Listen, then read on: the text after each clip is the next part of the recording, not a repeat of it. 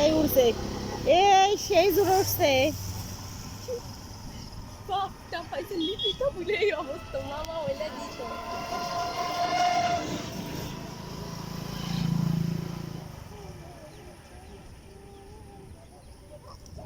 ফুল হয়েছে, এটা আশা করি রাশেদুল্লাহ কইলে ও আসলো নি, আসলে আলিপারি আধা ঘন্টা 1 ঘন্টার ভিতর থাকতে পারতো খুলিয়া।